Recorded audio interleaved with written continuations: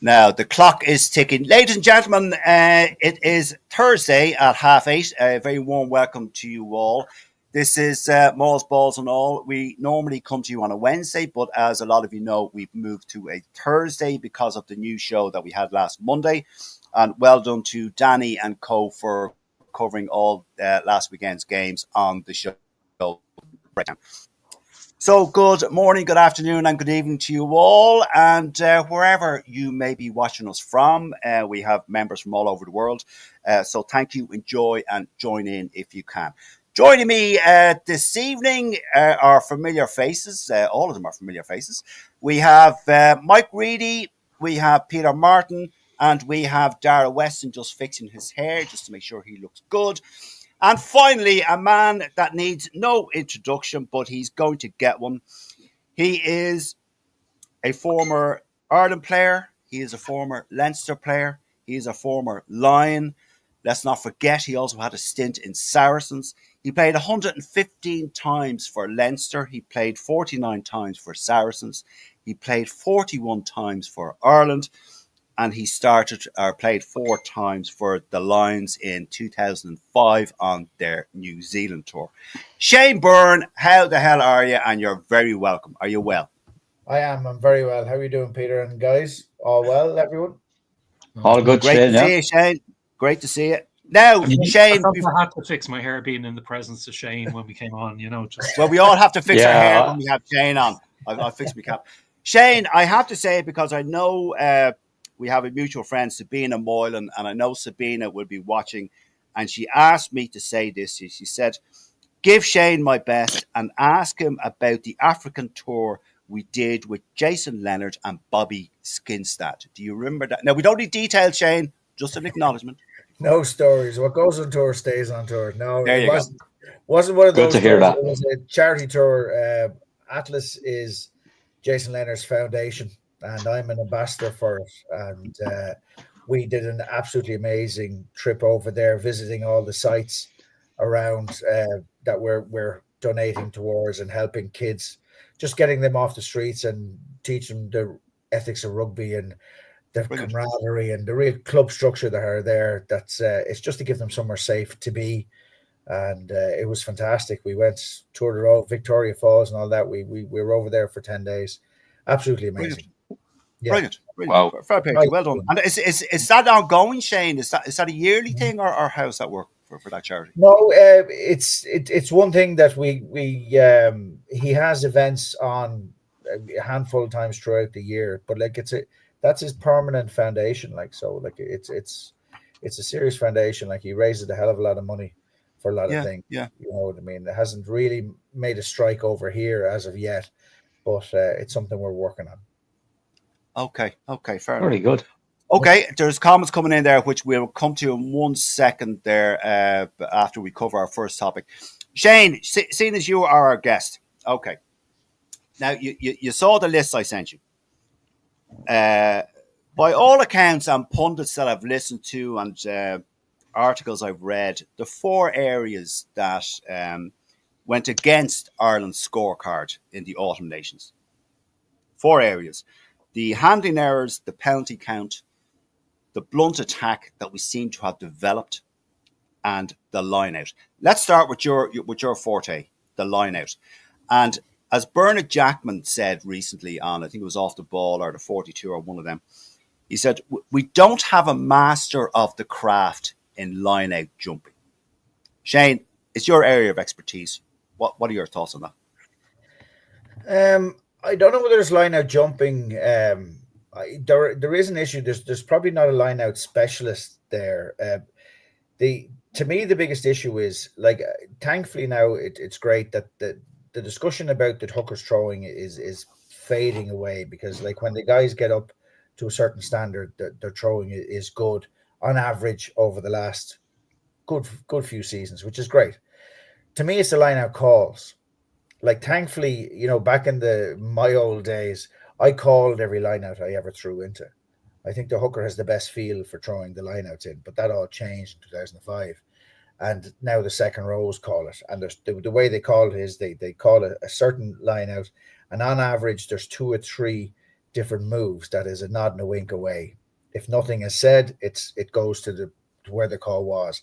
And to me, there's very few overthrows or missed throws that you could go or under throws. It's that they're throwing to traffic. When you're calling a line out, you've got to call to where they're not.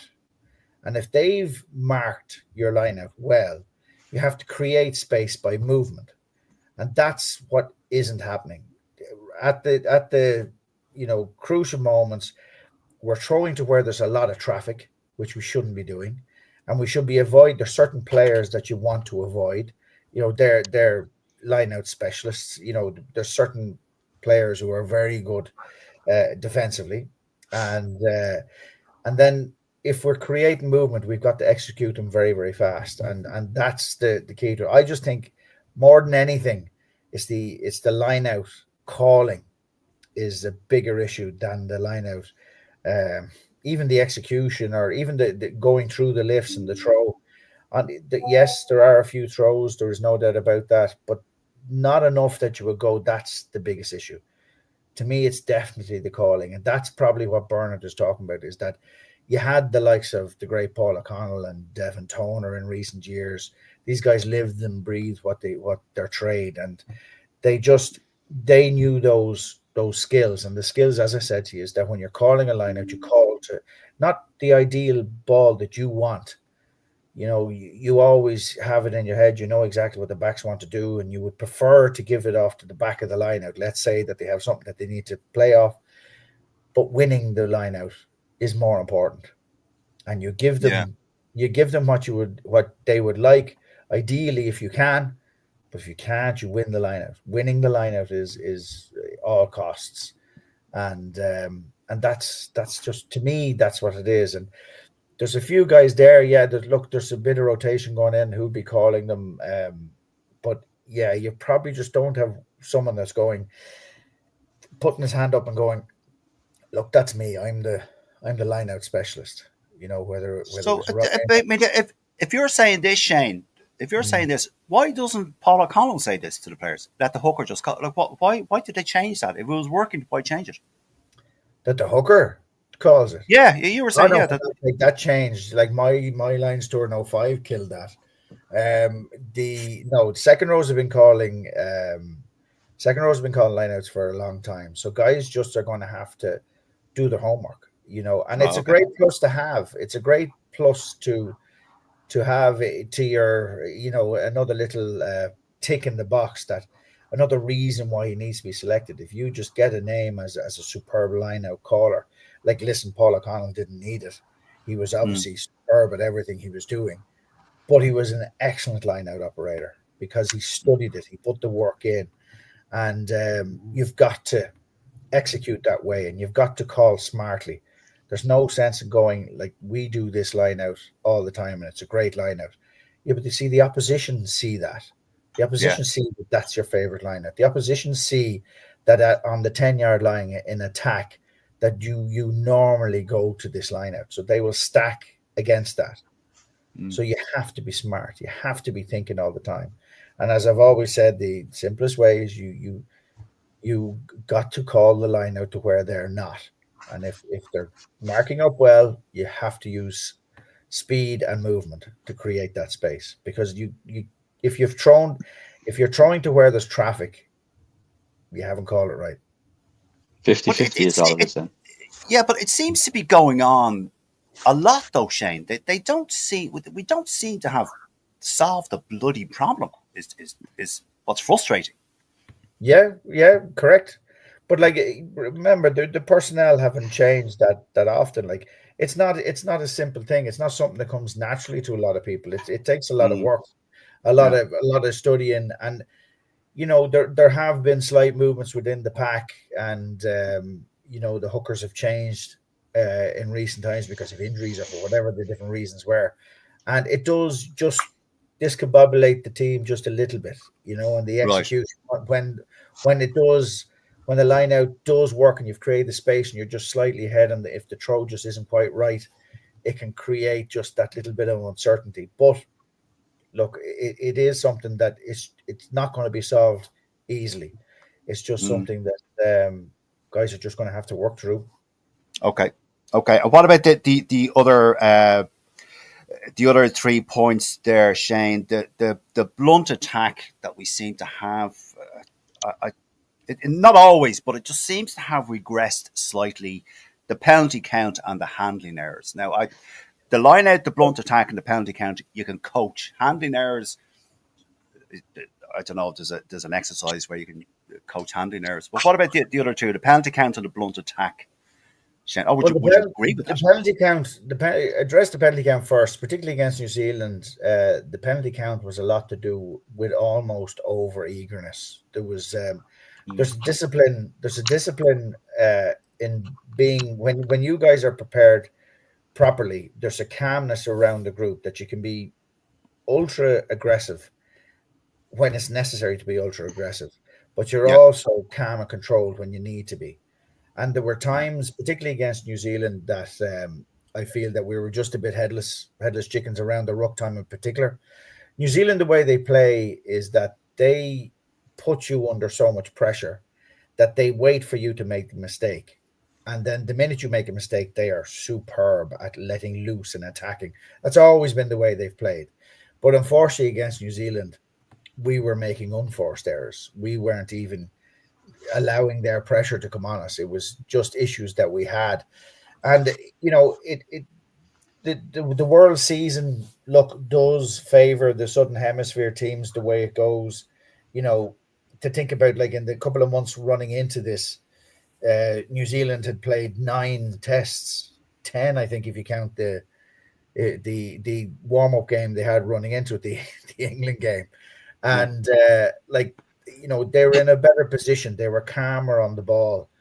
And we still, thereabouts could have got there. But, we're still a superb side. There's still plenty to work on. And we scraped through for the rest of the 3 of them. But, the common theme definitely was the discipline, which I thought was just over-eagerness and silliness.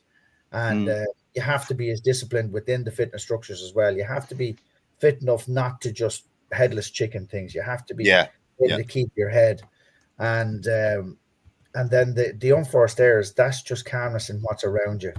And look, you've got to remember, we are in a post era of a post Johnny Sexton era, and his influence was immense from what he did, and a lot of the things that you're talking about there, like the unforced errors, was the guy on the park who would be able to bark at the guys and get them to cop on, to refocus, and that lads wouldn't do it again. And so there's a little bit of settling needed to be done around that. And I don't think it's anything worth panicking about. We're nowhere near where we want to be, and that's part of that era as well. Is that's the attack as well. Is that, like, the attack we do is superb. We all remember Johnny Sexton being able to go up there with basically the triangle, and he would have 3 or 4 different options, including his own break. He was an absolute nightmare for defenses, which still executed really well, can work superbly, but defenses are reading it. Defenses are learning what to do. They're running up and taking the space. They're not. What you do with defense is how you beat defensive. That if they come up and they stop, even if they take the space, then you have them, because then they have to make a decision. But if they continue through and you don't read the pass, they're able to break it down if you haven't made the right decision. And that's, I suppose, that we're onto the out half debate with that. But, like, we've got to remember that there is a bit of transition happening. We have such an influential player on the park, one of the world's best, and he's not there any longer. And we have guys who are still learning their trade. So it's not panic time by any set of the imagination. But look, it's certainly things that Simon Easterby and Paul O'Connell now will be working really hard at the next time they get a chance to get their hands to the line on the guys before the Six Nations. Absolutely. Okay. Thanks, Shane. Before I ask the others, just Dara, I'll come to you next. Just a few comments coming in from viewers. Megan says, evening all. Joe Lyons, who's the blow-in with the dodgy mull? Okay, right. Thanks, Joe. Yeah. Shane, I knew there was going to be one of them. I knew there was going to be one of them. And one of these as well, Una again. I just want to know about Shane as the Panto Dame. Are you doing a panto dame, Shane? No, I think they're referring to my natural look. I think, is it no? Uh, Oh no, you did Dancing with the Stars or something, did you, Shane? You did I that. did. Great Yeah. achievement. Yes. And Mrs. Brown's Boys. He was Mrs. a very Brown, good yes. gangster in Oh that, yeah, actually. yeah. Oh, well, Quite thanks very menacing. much. Yeah, I Gregor lost Galway. all self-respect a long time ago, lad. So, like, you know what I mean? I've done a all man of these. many talents. There's always a bit of slagging on here, Shane. I remember All Victor right. and Peter Dooley got it before. Gregor Galway, great charity, just checked it out. Okay, thanks, Gregor. Una, what's your feelings on Jack Nienaber? Shane, is he hindering the Leinster attack by his style of defence? Ooh, good question. That's come up before. What do you think, Shane? Yeah. It's probably, again, it's a focus thing. He had a big impact when he came on the scene, and I think that probably the focus of the squad turned a bit more towards that at the time, which probably blunted the attack, as you've used before, the words that I think just the focus changed, and I think it's leveling out. I think it's something that will level out. There's no doubt about it. When he arrived in the scene, Leinster became very defensive and very aggressive, and particularly out in the wings, you could see guys really concentrating on it, and that's I think just they refocus and find where exactly to spread it out from. Okay, there's a fan of yours, Shane, Christopher Goff. Good evening, all. Grand to have you on, Shane. Thank you very much. Okay, Dara Weston, those four particular points I raised and I asked Shane about the handling errors, the penalty count, the blunt attack, and the line out. Easily solvable before the Six Nations? Obviously, I'll defer to Shane on the line out. Handling errors, we did have a lot of mixing around of combinations. So, I'd put part of that down to lads not having played together, etc. Penalties, yeah, look, I think, again, there's an element of possibly in the autumn internationals, people are over eager sometimes, and again, they're just not used to playing together, and so they over egg it slightly and maybe give away a penalty. I'm sure we can redeem it for the Six Nations. I think there was a lot of experimentation done in the autumn internationals, especially young Sam Prendergast, which is where it should be done. But I think everybody knows that the Six Nations, that's who gets people on the line. That's what gets people on the Lions playing. So, I mean, if we don't have a good Six Nations, it seriously impacts Andy's ability to select as many Irish lads as he'd like. Unless he wants to do a Warren Gatland and just say feck it, pick his own lads anyway. So, I think Six Nations is a different cup of tea. Yeah. Okay. I would tend to agree with you, Darius. Okay. Mike Reedy, your thoughts on those four particular points that I've asked Shane and Dara: the handling errors, the penalty count, the blunt attack, and the line out. The line out, I think is mainly a timing issue. It's it's all varying different problems we seem to be having. As Shane said, if there's a continuous problem, you could solve it quite easily. But I mean, there's an overthrow, there's an underthrow. There seems to be a timing in the lift. The lifting seems to be the problem.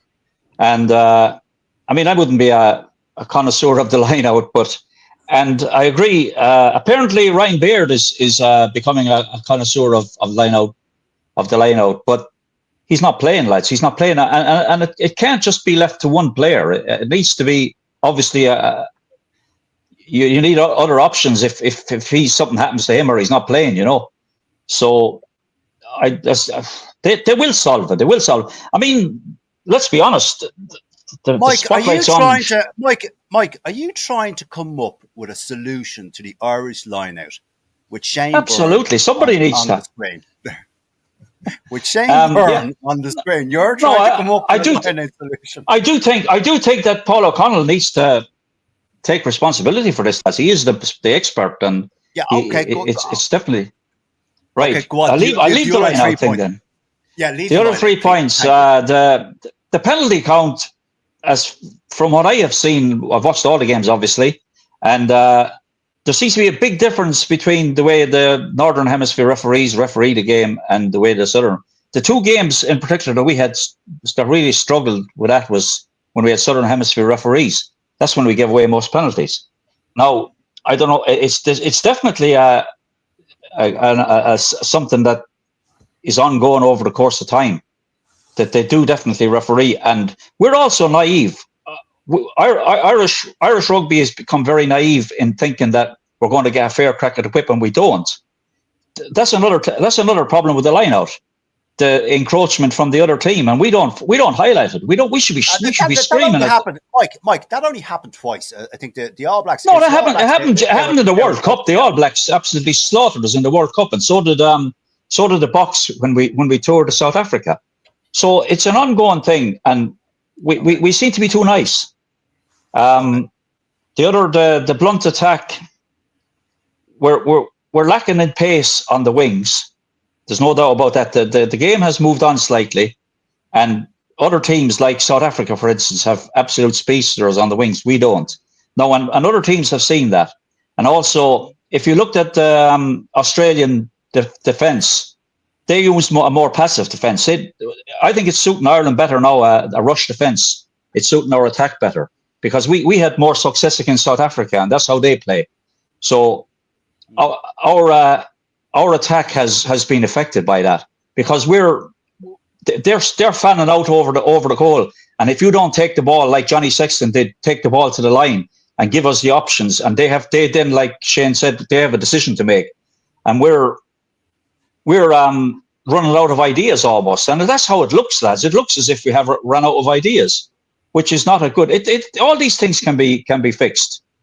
Joe Schmidt's obviously an expert on reading other teams anyway, so he would have had his team well prepared for the way we currently play. Our kick game hasn't been great. Our kick and chase game hasn't been, but there's all issues. They can all be solved, lads, and I think they can be solved before the Six Nations. I genuinely do think all these things can be solved. I tend to agree with you, Mike. I tend to agree with you. Peter Martin, your thoughts on? We'll just leave it at 3 points: the handling errors, the penalty count, and the blunt attack. Let's leave the line out because we'll leave the line out. We'll leave the line out. Yeah. It can be Shane's sacred cow. Look, I think just my own view as regards, Shane has mentioned about team in transition, and there's a transitioning as much in the leadership of the group and the tone being set by those in their leadership group, I think. So Caelan Doris has taken over from Peter O'Mahony. That's effectively established. And I think perhaps he's finding there's a little bit of finding the way, his style, his piece, when he's basically, standing up in front of the team and basically, I suppose, setting the agenda or kind of talking to the team and basically doing his leadership spiel. And perhaps there's a little bit of a drop off, perhaps in, like what's accepted and what isn't. And you might have a slight kind of wobble in standards, perhaps, maybe like, there's a couple, 3 or 4 drop balls in a training session, like Doris or maybe 1 or 2 of the other guys aren't roaring and saying, right, come on, lads, that's enough. And we do it again and we get it right. It could be this. It's usually the small stuff that basically makes the huge difference.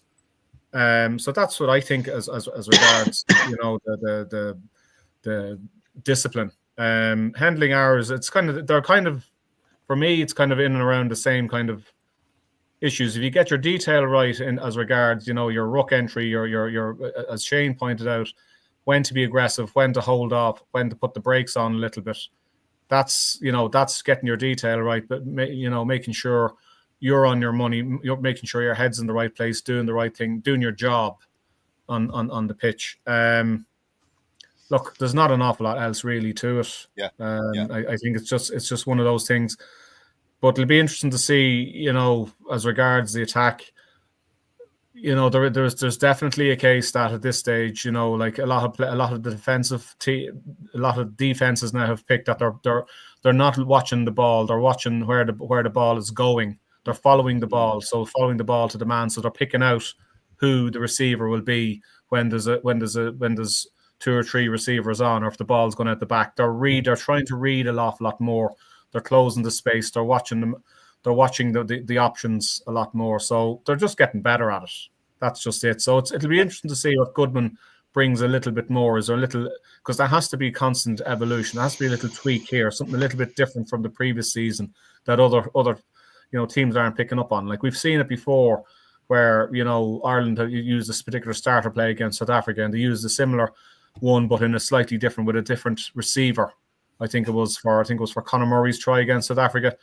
It's the same play, but a slight tweak. That's the constant evolution. That's the challenge for the coaches the whole time. Okay.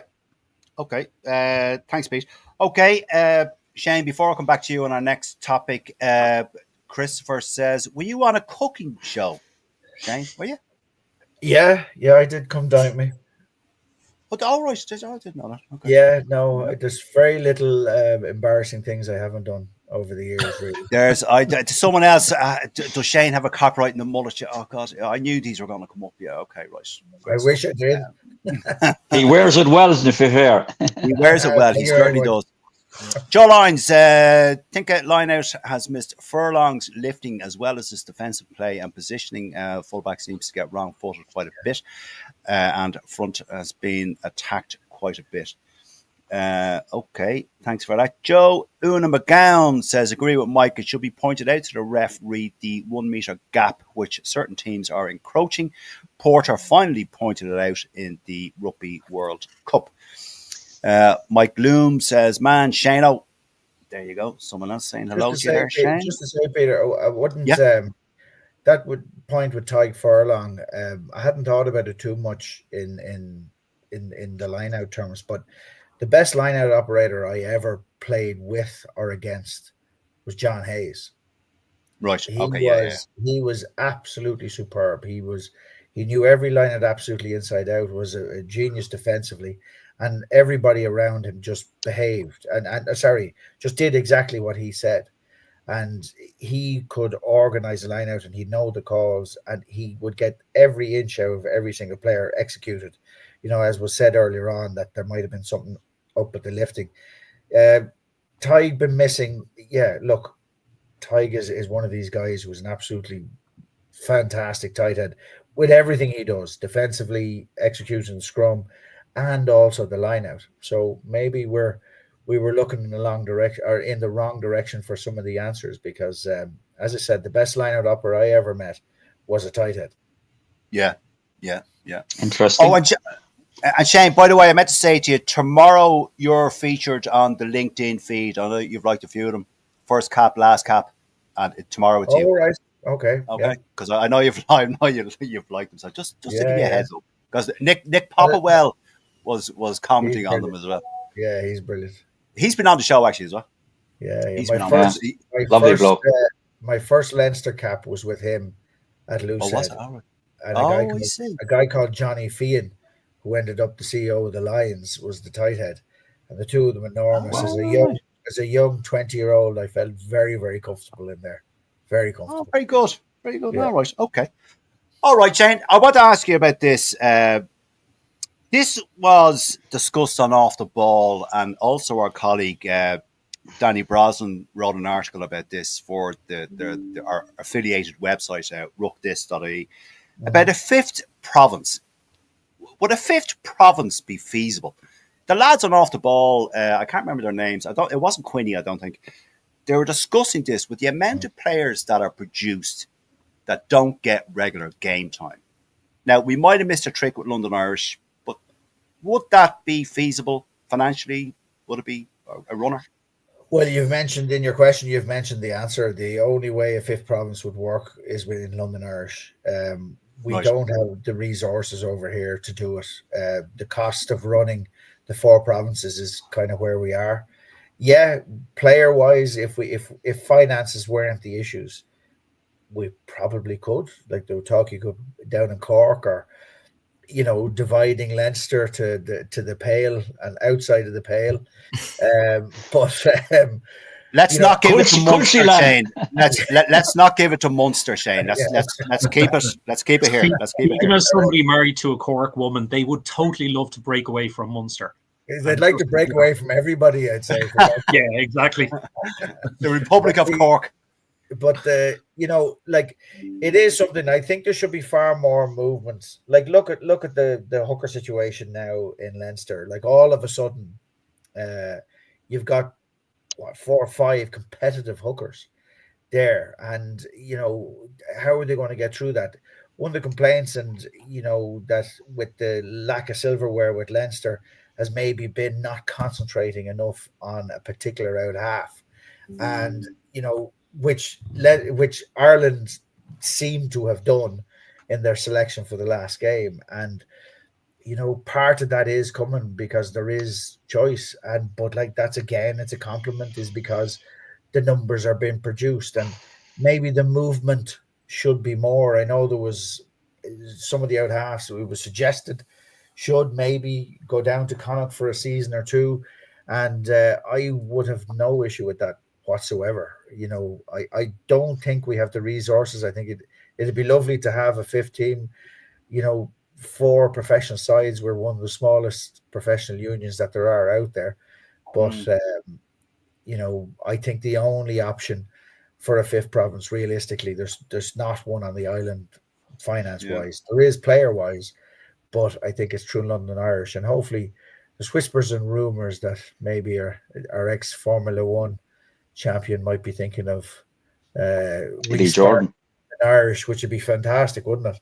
And What about players going on loan, Shane, to somewhere like France? Yeah, well, that's, as long as you see, there's a problem with that, is that, like, the way it is with Ireland, the only way we survive is that, look, we can't afford to compete with the France and the top English teams. We can't afford it. So the only way we keep them is that if you leave Ireland, you can't play for which is actually, it's an unwritten rule. It's just that's what it is in practice, unless of course you're. I thought it was actually in the book. No, right, okay. No. Okay. But the great thing about it is that the underage life in Ireland, everybody is bred. They just want to play for Ireland. So if we did start traveling down that line of lending players and making it an open door policy over to the Premiership and things like that, the rule would have to stick still, so that if you really hit form, they'd have to come back to get going. Do you know what I mean? And it'd be a risky move. Yeah. It'd be a risky move. But yeah, look, there is massive amount of talent. Blocked is probably the wrong word, but there's more from a lot of players. Like, we all know some of those guys who have always been there and they never really get the chance, and then they do, and they take their opportunity. And how many of these guys are we missing? Like, it's a hard debate. Like, we have to survive the way we are. But, like, I would have no problem with if there were more movement within Ireland, and then, limited rules-wise to the loans to the Premiership and to France and things like that. But they'd have to come back to play for Ireland. Yeah, it's a bottleneck, Shane, particularly for Leinster and certain positions. But it's amazing. Like, listen, there's so few people anywhere, and that's why Leinster is a studied case. What Leo, etc., have done with Leinster, how it's a huge compliment that they can manage to keep that many players occupied and happy to be here, and that's because the one thing he does is, if you're good enough, you play. It's nothing to do with age. He gives you a go so that when you are needed in the big games, you're not a rabbit in the headlights, which unfortunately happened over here. And within the Ireland structures, I suppose the best way of saying this is we mind our assets, which are the players. And like over in England in particular, lesser in France, they sweat their assets. They just play them week in, week out, smaller squads. And it has worked to our benefit a lot over the last decade or so. All right. Okay. Peter Martin, your thoughts on this, the fifth province loaning players, or what do you think about all this? It's funny. We've kind of discussed this previously. I think it was Brett Igo we had on, and we were talking about whether players are better off, and I think it was in relation to Sam Prendergast. Is he better off staying? This was around the time when there was a question mark whether he was going to go west to Connacht or stay in Leinster. Oh, yeah. And he was of the opinion that you're better off staying with better quality players around you in Leinster rather than going out west, being handed the jersey every time, there's a Thursday lunchtime, wherever the case may be, and so, right, you're 10 this weekend again. And I suppose, look, that's one of the great debates. Really, is like, are we better off spreading them around, or is it a case that is our Leinster that much, is the level that much better in Leinster with all those superior quality players? But basically, you've got effectively an Irish team, the Ireland squad are there. Yeah. Yeah. Is the likes of these younger players going to improve that little 1% more training with those guys, or is it right? You're playing every single week, but the guys aren't so good. Let's be straight about it. They may not be quite as good. It's one of those. You're talking about Connacht, Pete, aren't you? James Grennan has gone to unfriend you now on Facebook. Yeah, it's look, we'll call a spade. There's no point beating around the bush here. No. It is like no more jokes for you, Peter. No more jokes for you, thank Pete. God for that. No more dead jokes. No, I think, Sorry, Pete. Go on. Are you, go on, Pete. Yeah, no. Look, it is what it is. It's a massive issue there. I was just going to say, just ask Shane. We just touching briefly on the lineup, but in particular in second rows. If it was a case that we have a significant injury issue, right, suspension issue, right, where James Ryan, Ian Henderson, and Tyg Byrne are out of action.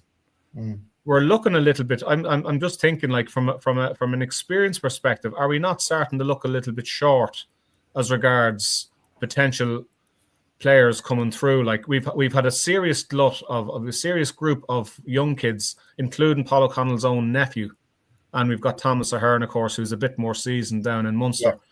But do you feel that there's that? Who would you name? Who would you love as a hooker playing now? Who would you love to see? Who would you love to fire a ball into in the line-out? And who do you feel is there as a potential next line-out operator? Yeah, that's actually a serious question.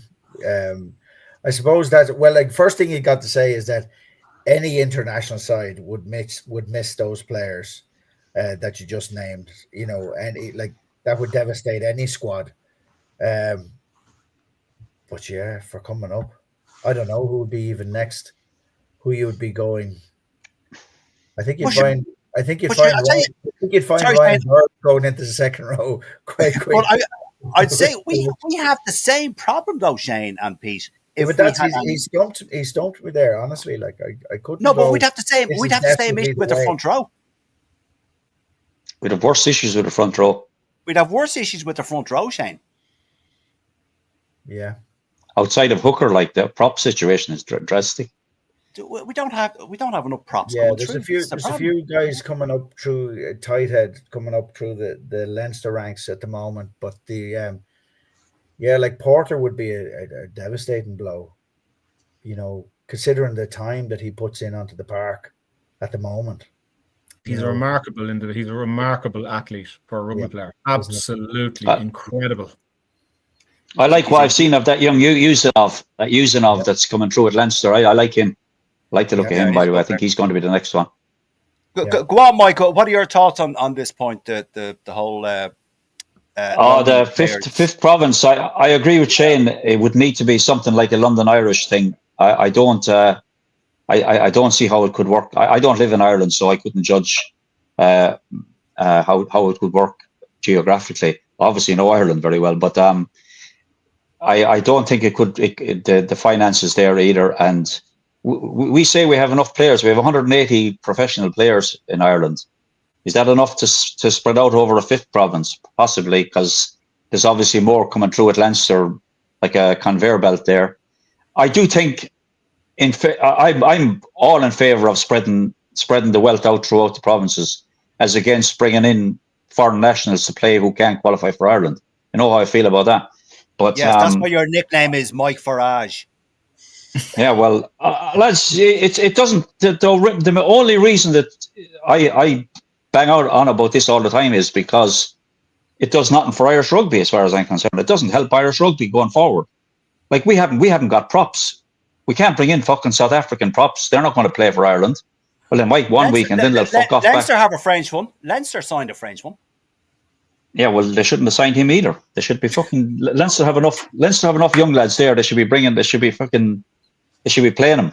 Young Usanov, okay, he's a loose head, but they have Clarkson. Clarkson should be starting every week ahead of any Slimani.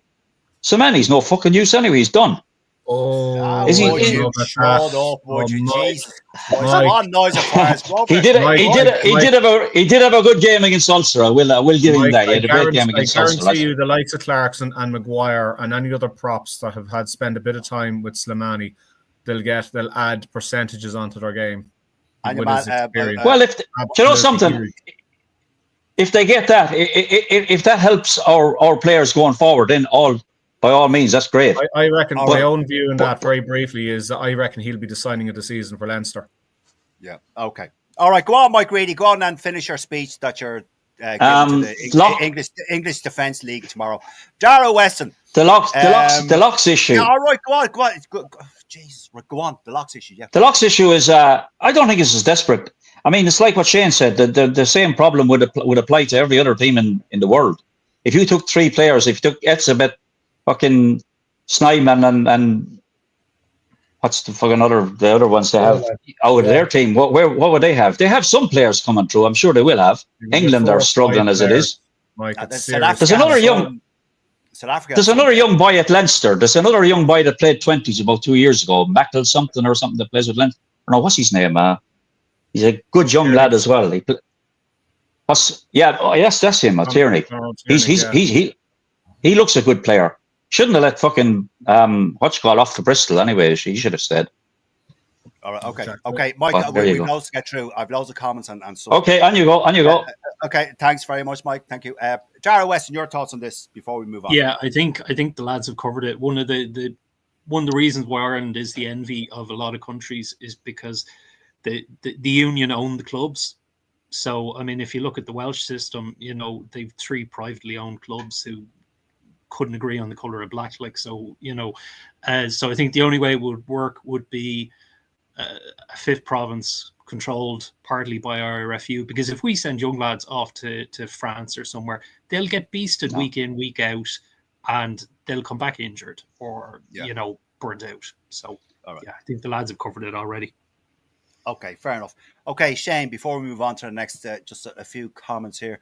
Our friend and colleague and diehard Connacht fan, James Grennan, says, "Evening, Shaggy. What a legend." Okay. Can we apologise for the fact that James Grennan is calling you? It thinks you're Shane Horgan. And Shane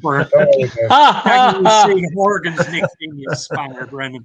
It's a very similar appearance, to be fair. Yeah. Except he's about a foot taller than me. Other than that, yeah. Well, you can't see that sitting down, to be fair.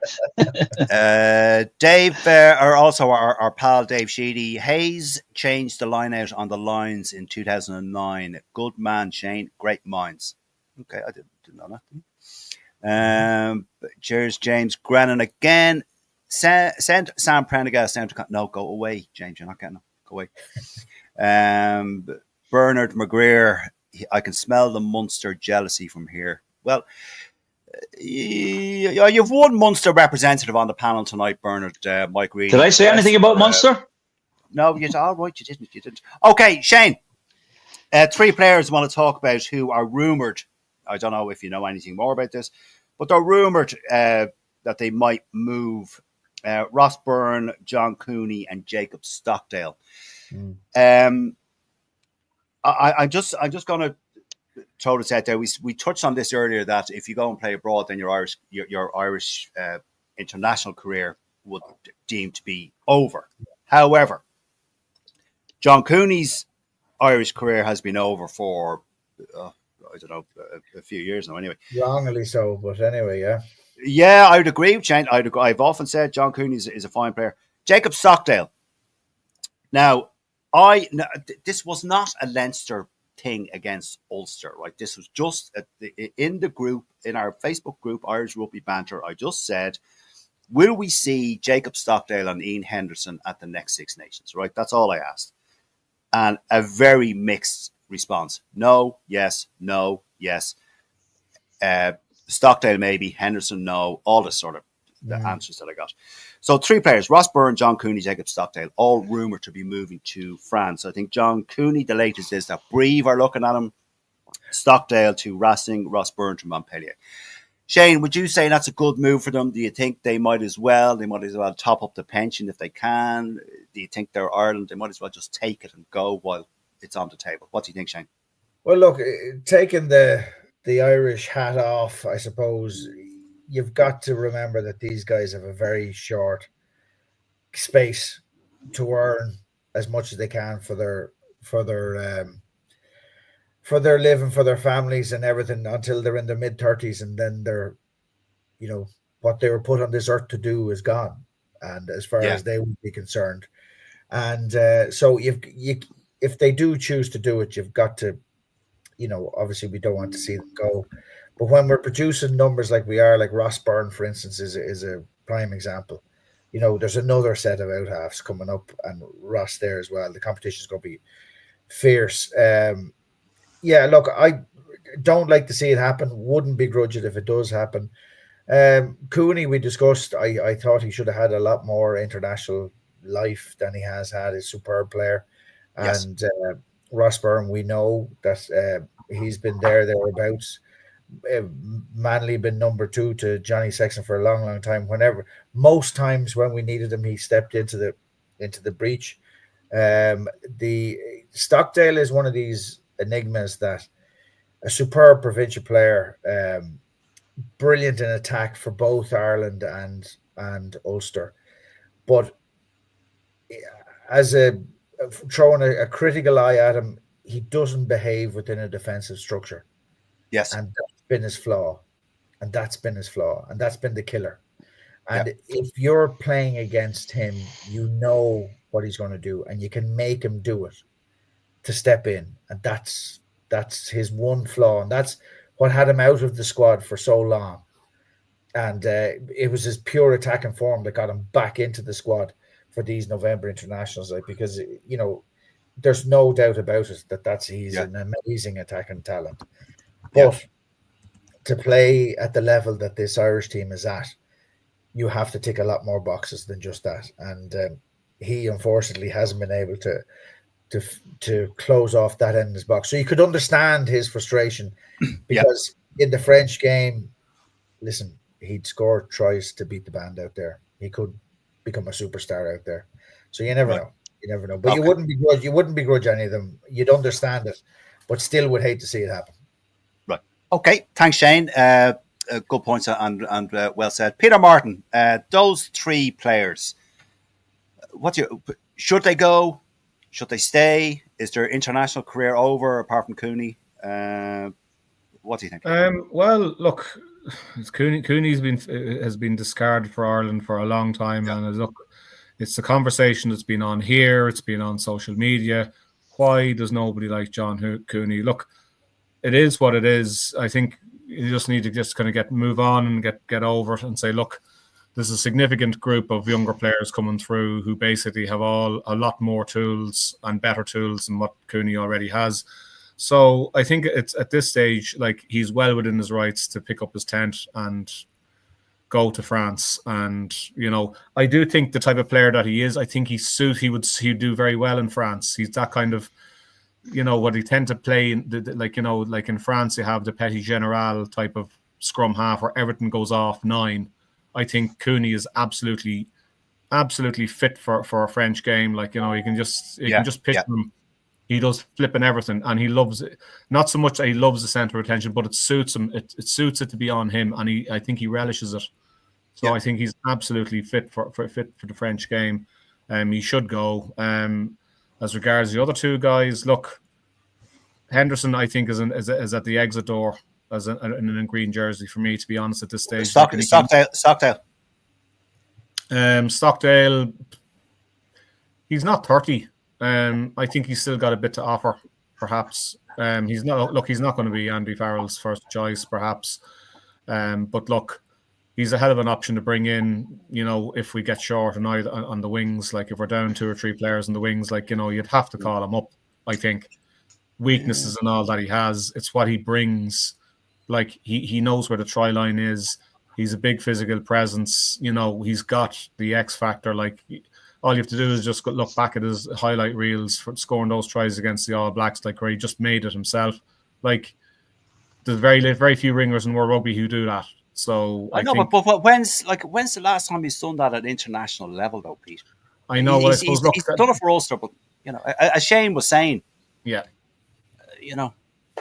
I know. Look, he played a different game, I suppose, under Schmidt, where everything was so much more prescriptive, and there was a game plan to get the ball in Stockdale's hands. It's a little bit less. It's not quite like that under Farrell. It's a lot more fluid, and it's a lot more of a kind of a team attack rather than, just we're going to get the ball to Stockdale off this next line out, and we're likely to score a try from here, kind of thing. But look, what'll be will be. Like it's going on this long time, so it's probably only a matter of time before it actually we're actually sitting here in a couple of weeks' time saying, "Shit, Ross is actually signed for Montpellier." Yeah. Okay. Thanks, Pete. Just a comment there from Alan Dorman. All the more reason why Barrett should not have been signed by Leinster. The strength in depth in Leinster is immense, and Irish-produced backs in Leinster are going to lose out as a result. I don't necessarily agree with that, Alan. I think the experience that the players there will learn from Barrett being in camp and also cover for the Six Nations. Let's not forget about that. Dara Weston, your thoughts on those three players? And what should they move? Should they stay? Or what do you think?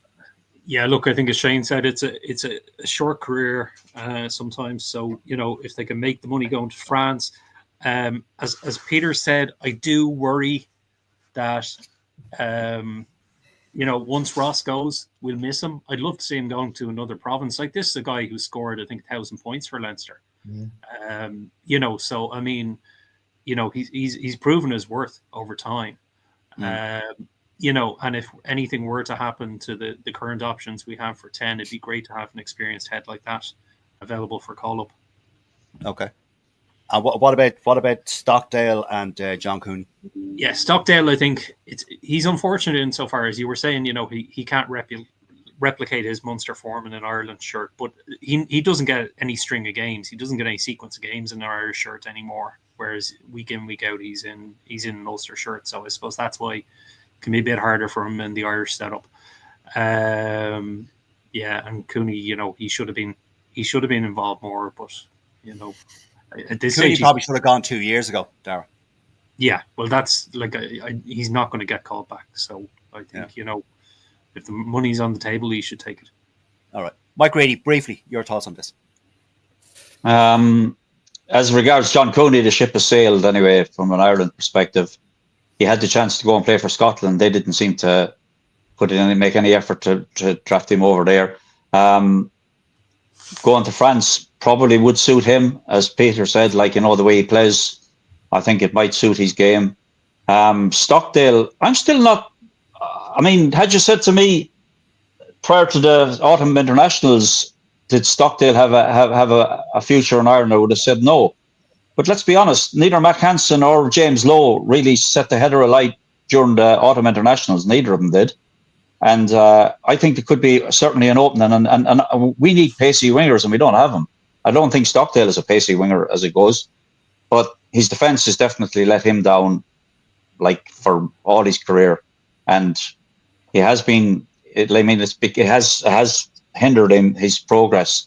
I would be very much in favour of keeping Ross Byrne in Ireland to go to one of the other provinces rather than letting him off to France.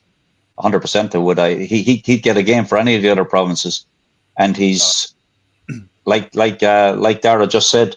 He could be somebody that you could call on if you needed. He's obviously surplus the requirements at Leinster, and for his own career, maybe he does need to move on somewhere else. But I'd be in favour of keeping him. I mean, we've brought in a Kiwi to Ulster, and where's that guy from? Is he Argentinian or why? It's at Connacht now. I don't know where he's from. They're both good players. One of them is Irish qualified, actually. Is there ever a show that we do that you don't bring up feckin' mercenaries or foreign players? Well, I have to, because I don't live in Ireland, so I have to fucking slaughter all bringing in all these foreigners. I had to go, lads, because I couldn't get a game. Jesus. Anyway, okay. The Irish mercenaries who came over to Glasgow to take their jobs.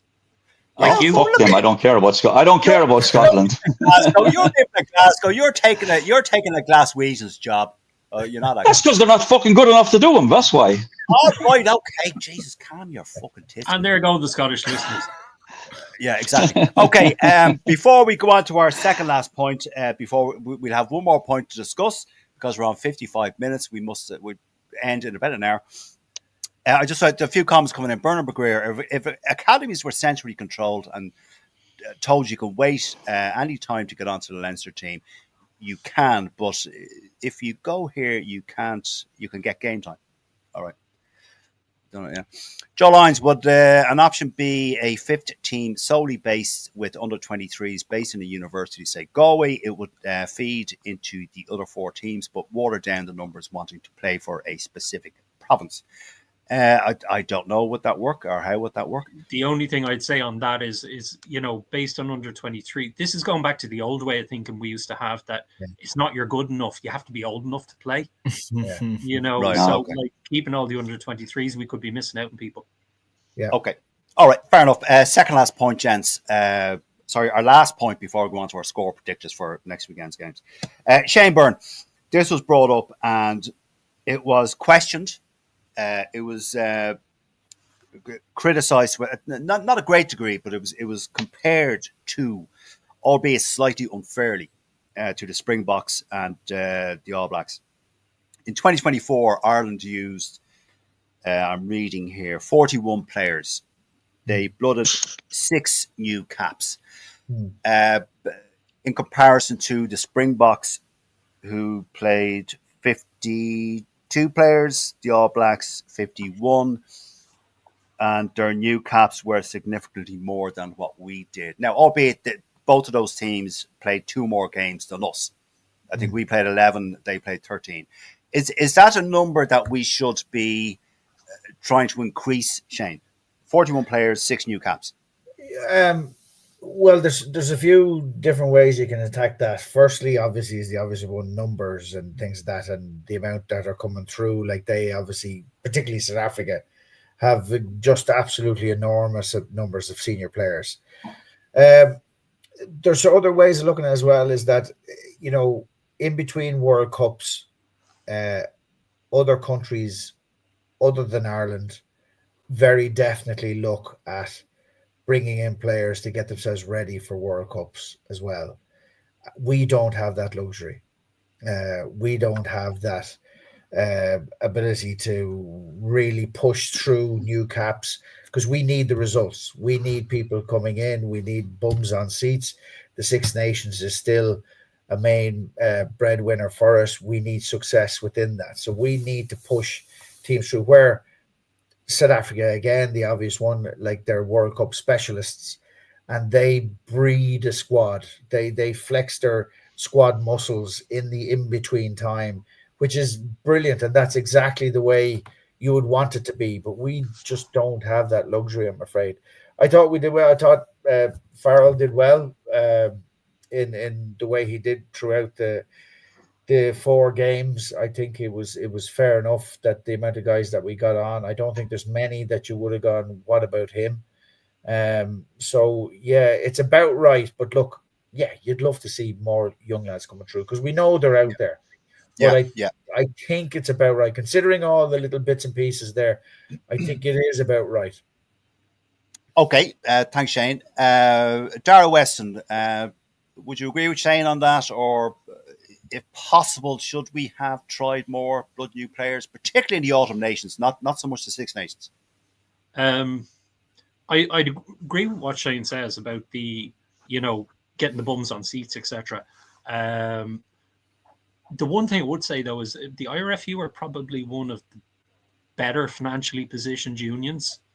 And I think when Victor Costello was on one time, he said, there's this constant desire to win every game. When others are kind of experimenting during the autumn internationals, we'll put out our full strength squad. Same as if it's Six Nations. Six Nations, you can't really experiment. That's our main tournament. But autumn internationals, if you're playing Fiji, not that I'm saying Fiji aren't always a threat, but you could put out a squad of and blood a few younger players. But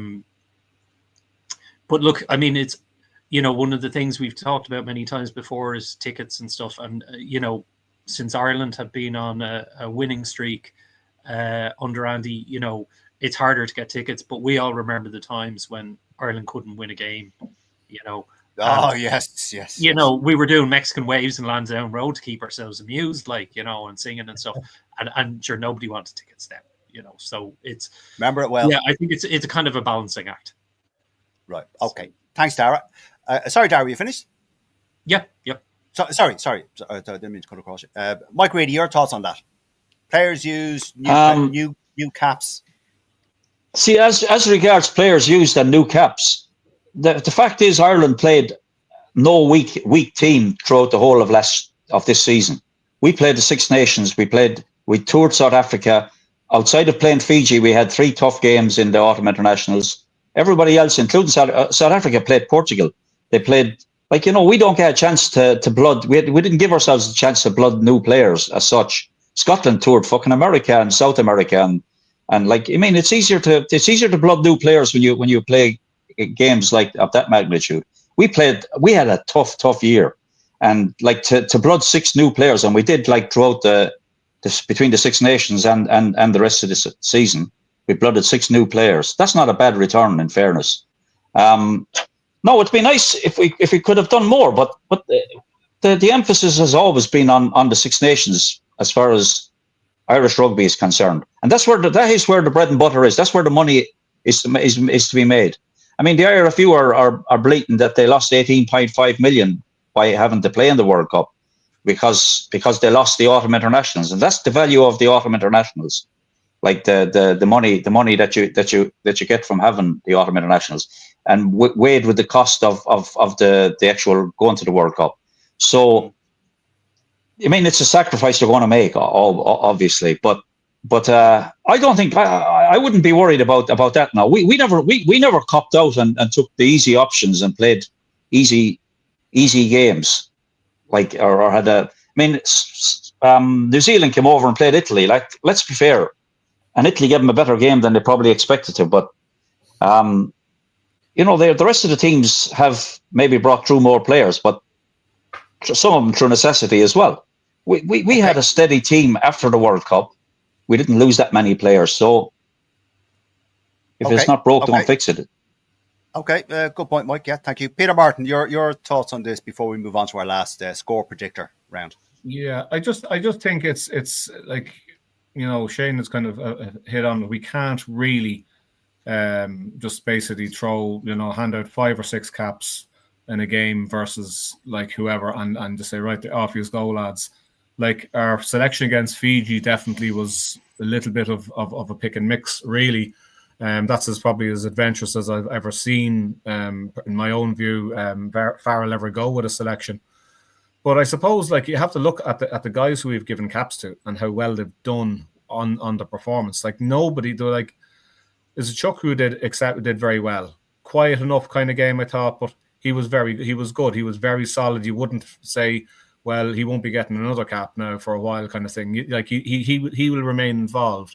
Osborne, absolutely outstanding. Came in South Africa, and he also showed up very, very well.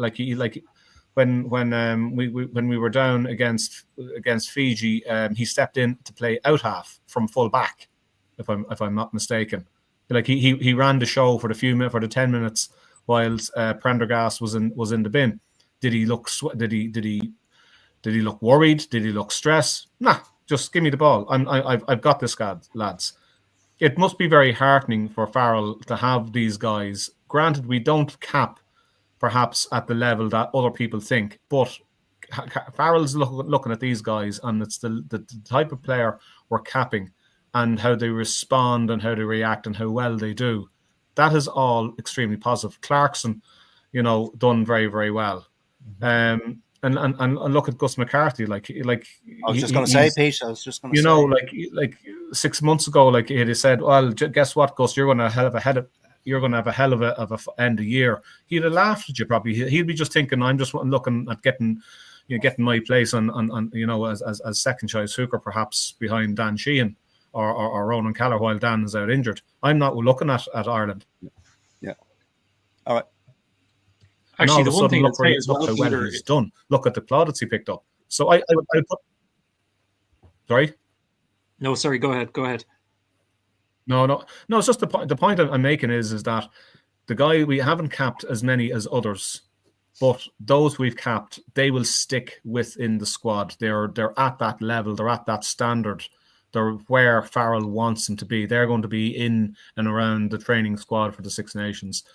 Like you can do Scotland and do South Africa perhaps to a lesser extent, and cap fellas against the likes of Chile and all that. And when will we ever see them again in a Scotland jersey? Who knows? They may not be up to it. Yeah, very true. Very true.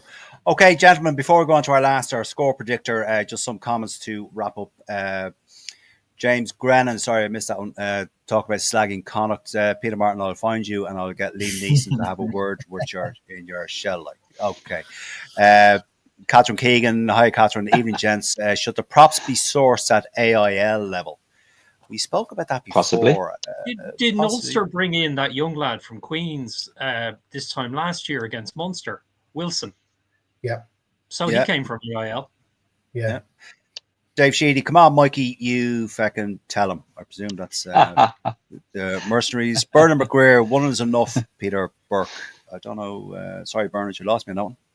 In my opinion, Ulster never helped Cooney by selecting him as both a 9 and a 10.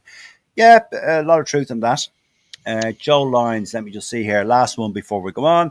Joe Lyons, throwing 10 new lads into a gimme game is not going to teach you much. Blooding 3 to 6 over 2 to 3 games gives the players coming in a chance and shows you are they up to that level.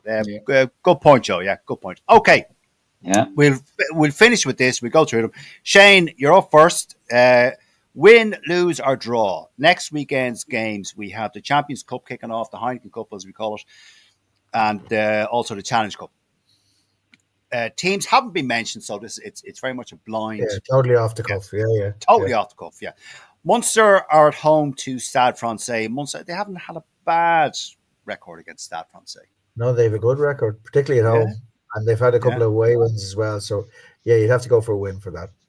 Munster win. Okay. Shane Byrne, Munster. Okay. SB, Munster. Okay. Connacht are entertaining in the Challenge Cup. Connacht are entertaining Zebra Palmer.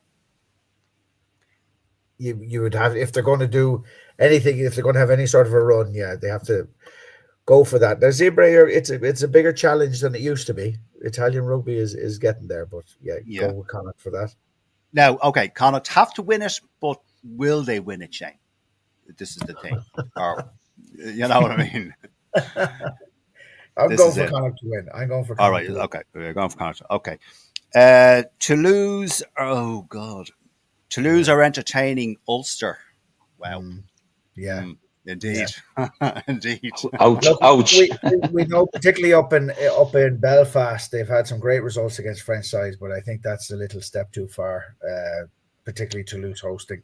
They take the cup very, very seriously. I'll be going with Toulouse, unfortunately, for that one. Private family flowers only. Yeah, I would agree with you there on that, Shane. And the last one, Shane, Bristol Bears, who are playing well, are entertaining Leinster.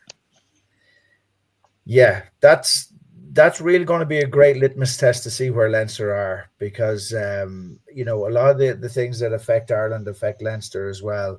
The attack hasn't quite been where we want it to be.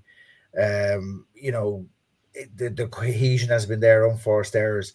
Against Bristol, playing the way they are, that could be very dangerous away from home. But I'm going for a Leinster away win to start. Come on, Shane. You're walking into Paddy Power with a tenner in your hand. Starting a hell of a charge this year for silverware. That's what we're going to do. It's going to start with a win away in Bristol. All right. Okay. That's that. Okay. Dara Weston, your turn. Munster entertaining Stade Francais. I would say Munster. All right. Win. Well, okay. Connacht are entertaining Zebra Parma. As Shane said, it's not as much of a gimme as it used to be playing an Italian team. It's not a foregone conclusion anymore, but I think Connacht should do it at home. Okay. Toulouse, tough one. Toulouse entertaining Ulster. I think Toulouse will be too strong for Ulster, unfortunately. I would agree. And Bristol Bears taking on Leinster. I would say Leinster. And actually, did you see Bristol Bears? Their women's team have signed Ilona Maher, the star of the Olympics. Amazing. Yeah, I saw that. Yeah. Great signing for them. Great signing. Yeah, exactly. Okay. All right. Thanks, Dara. Mike Reedy. Your team, Munster, are taking on Stade Francais. In Thomond. I'll go with Munster. Yeah, I think they'll. I hope they're strong enough anyway. Okay. Connacht are entertaining Zebra out west. Jesus, you never know what you're going to get from Connacht here. I really hope, and I hope they do. I mean, like Zebra, I've seen Zebra play a couple of times this season, but they have to go with Connacht, lads. They're home, Galway. Okay. I presume James Grannon will be at it. Right, Mike. This is, as I've said, a tough one. Toulouse versus Ulster. I would agree with Shane, and I would agree with Dara. I think Toulouse will have. I think fucking thoughts and prayers and family flowers only. By the way, definitely. Okay. It grieves me to say it, but can't see anything else. But Toulouse. Okay. There's no buts and maybes. I'm sorry. Okay. No. I think everyone might agree with you. Bristol Bears, Mike, playing Leinster. Who are you calling there? Depends on the team Leinster put out, lads. To be honest, if they put out a strong team, we don't know. I know, but it's off. I think it depends on what the team they put out, how much they're going to win by. To be honest, no, that fence, cheaty. Come on, just play the bloody game. There's no fucking fence. There's no fence. There's no fence. Leinster are going to win it. Splinters in your arse. Bristol were very, very good last week. By the way, they had a great win last Saturday or last weekend. But okay. But outside of that, so you're going with Leinster. I'm going with Leinster. Yeah. Jesus Christ, fucking hell, 10 hours. That's what I said. I said that at the beginning. Right. Grant. Okay, Peter Martin. Munster entertaining Stade Francais. Yeah, that's going. I think that'll be an interesting match. I just saw there Stade Francais third bottom in top 14. Yeah. So and Munster, they've got Chris Boyd on board as a performance analyst or performance coach, whatever. Coach. Yeah. Whatever kind of and they have a few injuries, Pete. Don't forget. They have a few injuries. Don't forget, Pete. Had a good win last weekend. And they have the injuries, but as we all know, and it's a nod to when George Hook used to entertain us on the weekend, they always manage to be greater than the sum of their parts, and I think that's the way Munster will go. I think they'll pull. It'll be an ugly win, but I think they'll pull something off against Stade Francais. Okay, fair enough. Connacht entertaining Zebra Palmer. Yeah. Think before you answer this now, or you're in trouble already with Connacht. You know. No, I'll give Connacht the benefit of the doubt. I think with the fact of having Ione and Murphy clicking as a half-back partnership, I think that's going to make a difference to Connacht this season. Okay. Toulouse versus Ulster, Pete. Yeah, family. It's thoughts and prayers for Ulster. It's okay. And last but not least, Bristol not Bears. Going to be pretty. Bristol Bears entertaining Leinster. Yeah, we should have too much for them, I think. All right. Okay, fair enough. Gentlemen, that is all we have time for. We're gone. Can I ask Shane a quick question before we leave? Go on, of course. Did Andy Farrell come over from League during your time in Sarries, Shane? Yeah. I played with Andy for 2 years in Saracens. Yeah, he came over. Amazing competitive athlete. He was just, coming from being an absolute legend, obviously from rugby league on a different level completely. He found it hard to settle. They couldn't find a position to play him. They were thinking back row, centre. And then he had a few really freaky injuries that kept him out. But you could just see, an absolutely ironclad driven man. He knew exactly what he wanted. And it was great to have the 2 years with him. He was a hell of a player to play with. All right. Very good. Could I add one thing, Peter, if you don't mind? Go on, Shane. Yep. You mentioned the conditioning there and the academies. I just like to send out my thoughts to Dave Fagan, the strength and conditioning coach in the academy in Leinster for the last 1,000 years since it got going, passed away this morning. Yes. Oh, God rest him. God rest him. So an absolute May legend. you rest in of peace. legend of May you rest in rugby. peace. Yeah. May you And rest so in peace. thoughts and prayers with the family. Yeah. Absolutely, yes, absolutely. Okay, gentlemen. On that note, our thank you to all of you for watching and texting in and giving us your comments. I couldn't get around to all of them.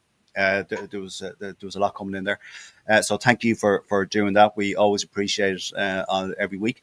My thanks also to Mike Reedy, to Peter Martin, to Dara Weston, and of course our special guest. I'm sure we would love to have you on again, Shane. It's been an absolute pleasure to have you. 100%. Thank you very much for your time, Shane. Thank you. And hopefully we'll have you on again and we'll chat. You might even have yourself and Victor on at the same time. No problem. No How problem. about that? All right. Well, listen, good luck, folks. Enjoy the rest of your evening. And thank you all again. Cheers and good night. Thanks very much, lads. Thanks, everybody, for tuning in.